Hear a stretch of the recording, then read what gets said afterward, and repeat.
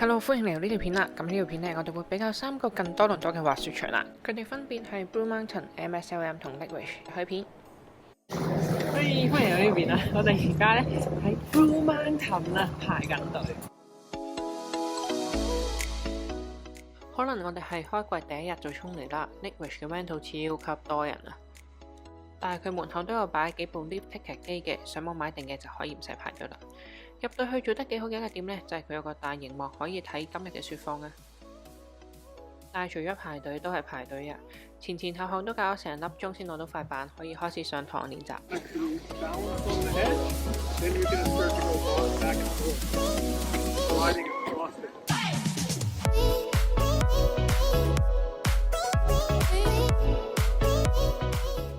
喺 Blue Mountain 呢次呢係我第一次玩 snowboard， 所以主要都係 Bunny Hill 為主嘅。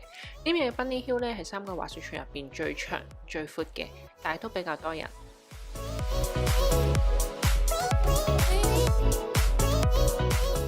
多人嘅程度係我哋差唔多次次都要排10分鐘先上到 Magic Carpet 啊！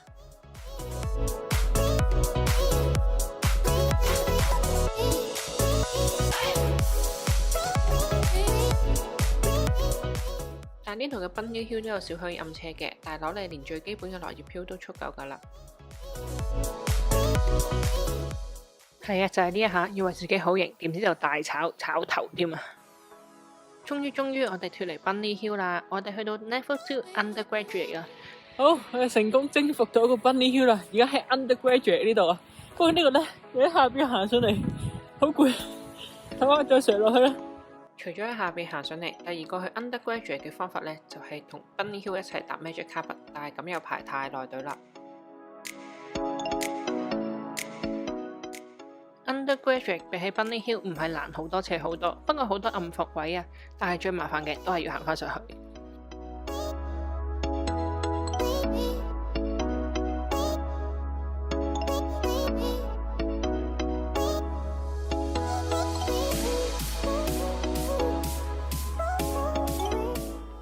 最後，其實我覺得仲未 ready 好嘅，不過決定都9衝一次上去 graduate， 終於用下張 lift ticket 啦。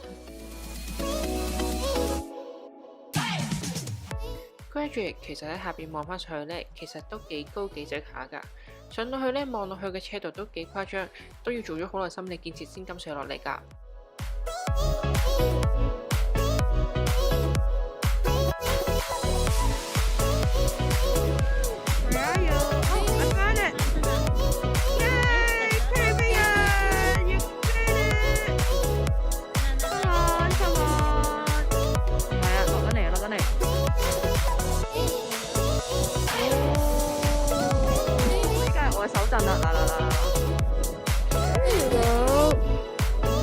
Come on, girl.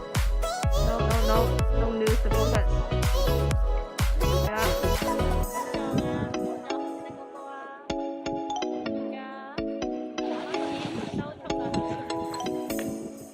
Okay, good. 好仆街喎！哎呀！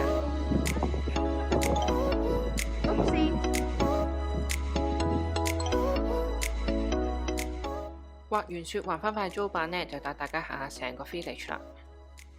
作為多倫多最大嘅滑雪度假村呢，呢個嘅配套都相當齊全㗎啦。除咗你能夜滑燈火咁通明之外呢，呢度都有好多餐廳商鋪俾你可以休息下。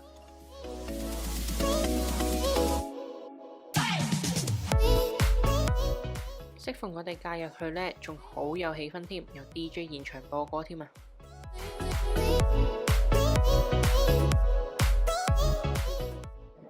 你話有同行嘅朋友仔唔想滑雪嘅話呢，呢度都有啲鋪頭餐廳可以食下嘢、行下街，都唔錯㗎。最後 Blue Mountain 嘅好處呢，就係佢配套非常完善啦，而雪道都好多選擇嘅，同埋始終人比較多啊，同埋難度比較高，冇咁新手 friendly 咯。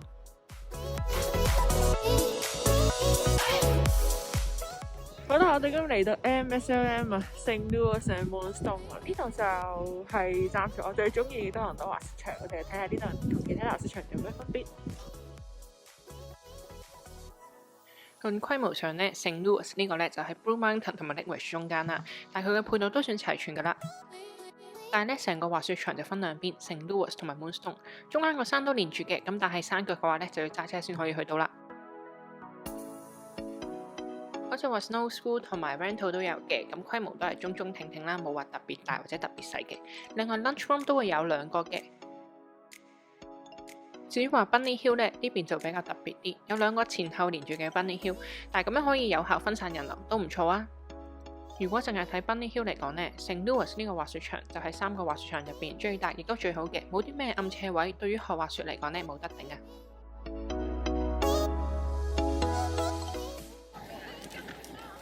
翻板，但係你塊板之前冇打啦，喐都喐唔到。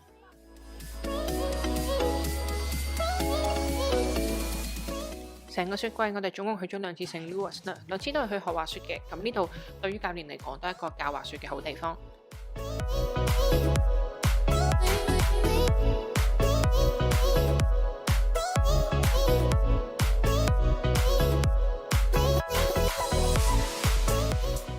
聖 Louis MSL Vale Bunny Hill 最後一滑，滑完呢滑我哋準備搭 lift。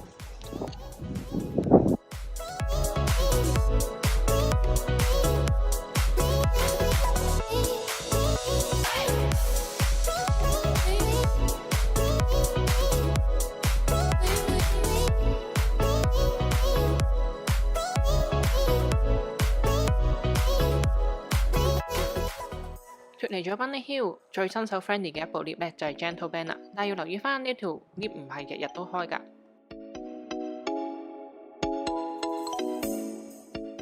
呢條雪道對於新手練 S turn 嚟講咧就 perfect 啦，夠晒闊，夠晒大，亦唔會特別斜。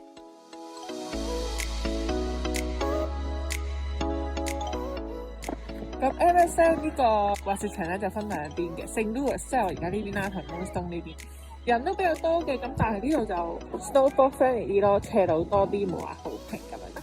上次搭咗 Gentle Bend 上去嘅，今日呢個就冇開，搭另外一條綠色嘅 lift 上去啦。咁條 lift 咧好搞笑啊，會有一個 magic cabin 咁樣啦，就有條輸送帶咧，就送你去合適嘅位置坐低嘅。咁呢個都幾方便，不過人就比較多啦。上到去都有幾條可以揀嘅 MSL M 綠色。我就覺得係比較新手 friendly 啲嘅，唔會太硬啦啲雪，同埋唔會太多暗斜咗或者斜右嘅。喺呢度學習都好適合嘅。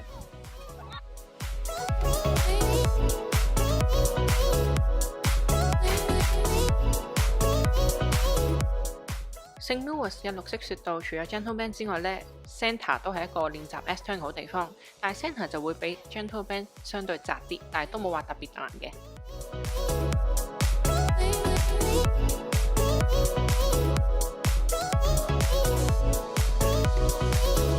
食飽飯，我哋繼續得翻我一個咋而家。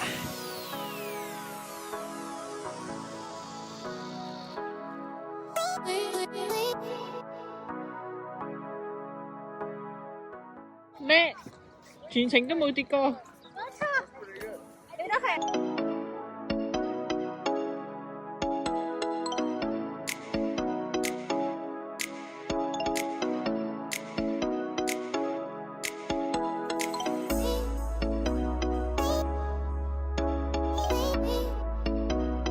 總結聖 Louis and Moonstone 呢個係我喺3個滑雪場入邊最中意嗰個啊！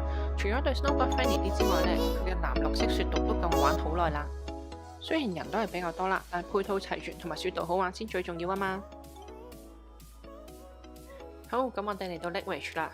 呢個滑雪場呢，比起其餘2個近多倫多多啲嘅，由 North York 出發大概揸9個字到1個鐘頭就到啦。呢個比起另外2個滑雪場呢，價錢就比較低啲，但係呢，佢就每4個鐘頭計嘅 lift ticket 嚟嘅。另外 rental 嘅價錢都會比較低嘅。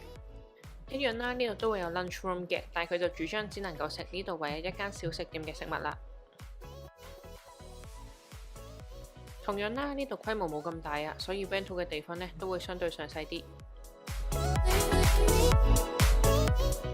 比較欣賞 Lake Ridge 嘅地方呢，喺一入到滑雪場就會有幾個牌寫明邊啲雪道係開啊。不過缺點就係呢度嘅 Bunny Hill 比較暗斜同埋短啊，所以我哋都冇喺 Bunny Hill 玩咁耐，就直接去搭第一架 lift 啦。呢個 lift 都比較新手 friendly 啲嘅。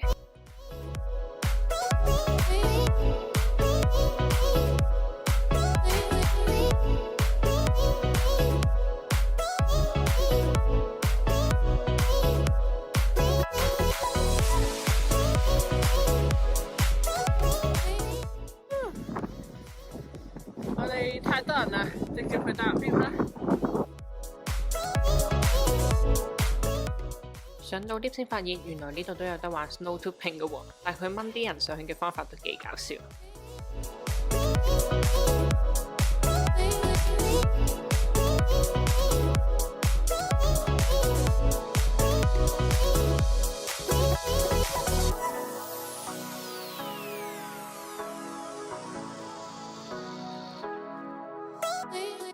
上到嚟呢個山坡都唔係特別高，都係以綠色、藍色雪道為主。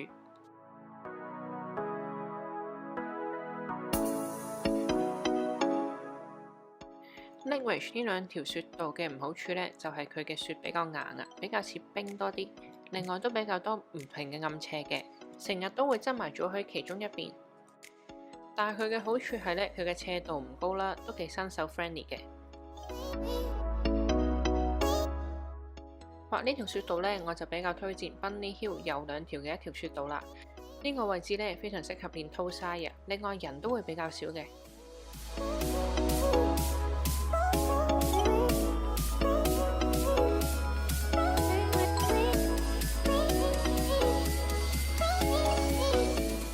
最緊要係呢，只要一路靠右邊行啦，就能夠順利連到落去個 lift 度，唔使經過中間嗰個好大嘅平地啊。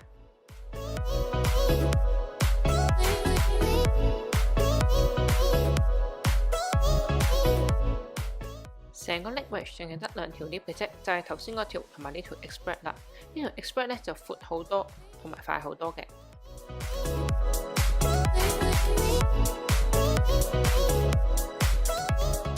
Lake Ridge 嘅最巧滑啦，試下搭第二部好大部嘅 cable car。呢個就係黑色賽道嚟嘅，但係我就上到頂呢個綠色嘅。其實兩部 lift 嘅終點都係同一個山坡嚟嘅，不過落咗 Express 向左轉呢，就會係頭先嘅藍綠色雪道啦，向右轉就會去藍色同黑色嘅雪道啦。呢個應該係我哋 Quebec trip 之前最後一次喺多倫多嘅滑雪啦，挑戰藍色。總結 Lake Ridge 呢個滑雪場呢，比較近啲同埋平啲啊，但係佢嘅雪況同埋路況就冇其他兩個咁好玩啦，可以玩嘅路線都比較少啊。